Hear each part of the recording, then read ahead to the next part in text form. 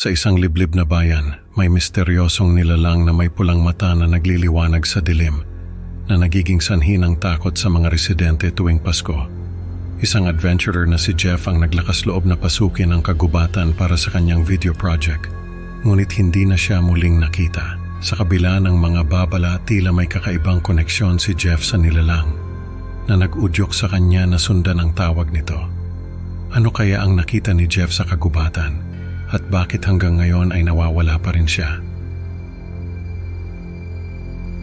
May isang binata na nagngangalang Jeff na bumisita sa bayan namin para sa Pasko. Hindi naman siya kamag-anak o kaibigan ng sino man sa amin. Isa lang siyang adventurer na narinig ang tungkol sa lugar namin at naisipang bumisita. Sa pagkakaalam ko ay may project daw siya na kinukunan ng video ang mga kakaibang tradisyon ng mga Pilipino sa Pasko. Medyo liblib kasi yung bayan namin, kaya marami pa rin sa amin yung mga tradisyon na hindi na ginagawa ng mga taga-syudad. Isa sa mga tradisyon na yon ay yung paglalagay ng mga parol sa mga puno sa paligid ng bahay. Hindi ko alam kung bakit ginagawa yon, pero sabi ni Jeff ay wala raw siyang nakitang ganoon sa mga napuntahan niya. Nung makita niya yung mga parol sa mga puno, ay tinanong niya kung bakit may mga ilaw sa kagubatan. Nagtawanan lang yung mga nakarinig.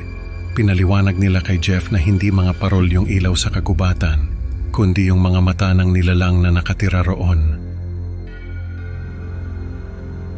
May tawag kami sa nilalang na yon, pero hindi ko nasasabihin para hindi na rin ma-encourage yung mga makakarinig nito na hanapin pa yung kagubatan na tinutukoy ko.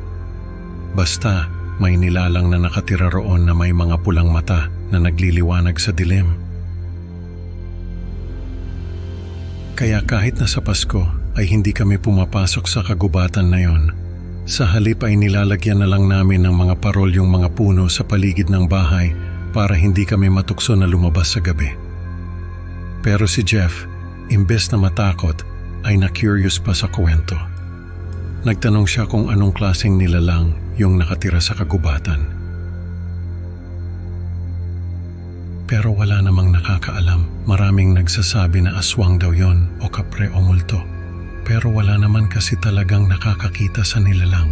Basta ang sabi ng mga matatanda, kapag nakita mo na yung mga pulang mata sa dilim, ay tumakbo ka na pabalik sa bahay at huwag nang lumingon. Kasi daw, yung mga mata na yon ay parang nanghihigop ng kaluluwa. At kapag nahuli ka, hindi ka na makakabalik sa mundo ng mga tao.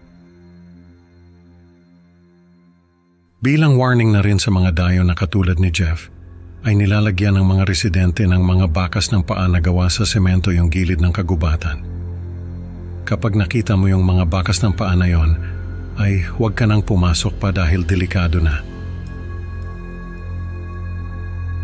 Hindi ko alam kung ano ang pumasok sa utak ni Jeff, pero sa bisperas ng Pasko ay nagpaalam siya sa mga nakatira sa bahay na tinutuluyan niya na papasok siya sa kagubatan. Ang sabi niya ay magdadala siya ng pagkain para sa nilalang at hihilingin na magpakita ito sa kanya para makuhanan niya ng video para sa project daw niya.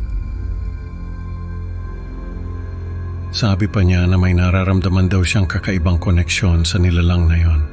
Para bang may tawag na hindi niya maipaliwanag. Alam niya na hindi siya sasaktan ng nilalang, parang may tiwala siya na tutulungan pa siya nito. Pero hindi niya ipapakita sa iba ang video dahil yun daw ang magiging kapalit ng pagtulong ng nilalang. Kinabukasan ay nagkagulo ang mga residente. Parang may malamig na hangin na dumaan nang makita nila yung camera ni Jeff na nakalagay sa gilid ng kagubatan. Halos hindi sila makapaniwala na wala na si Jeff. May mga bakas ng paa na naman ang lumitaw sa lupa at sa dulo ng mga bakas na yon ay may mga nagliliwanag na pulang mata na nagmamasid sa amin. Pag-uwi namin ay pinatingnan namin sa isang computer technician yung camera ni Jeff. May mga kuha pa ito ng mga tradisyon sa Pasko na ginagawa sa bayan namin. Pero yung pinakahuling larawan na kuha ng camera ay isang malabong larawan ng isang nilalang na nakatayo sa usok. Yung mga mata nito pulang-pula at parang nakatingin diretso sa iyo kahit sa litrato lang. Hanggang ngayon ay nawawala pa rin si Jeff. Isa siya sa mga kwentong nakakatakot na sinasabi namin sa mga bata para hindi sila pumasok sa kagubatan. Pero tuwing Pasko ay may mga bagong bakas ng paa na lumilitaw sa kagubatan. Parang si Jeff ay patuloy na naglalakbay sa mundo ng nilalang na kumuha sa kanya. Hanggang ngayon walang nakakaalam kung nasaan na siya at tuwing Pasko parang nararamdaman pa rin namin ang presensya niya sa kagubatan. Ang kwento ni Jeff ay nagpapakita na hindi lahat ng misteryo ay dapat tuklasin, lalo na kung ito'y may panganib. Salamat sa pakikinig sa Creepy Pinoy Stories. Huwag kalimutang i-like at mag-subscribe para sa mas marami pang nakakakilabot na kwento. Excited na akong makita kayo sa susunod na upload. Tandaan, sa dilim ng kagubatan, baka may mga matang nagmamasid sa iyo.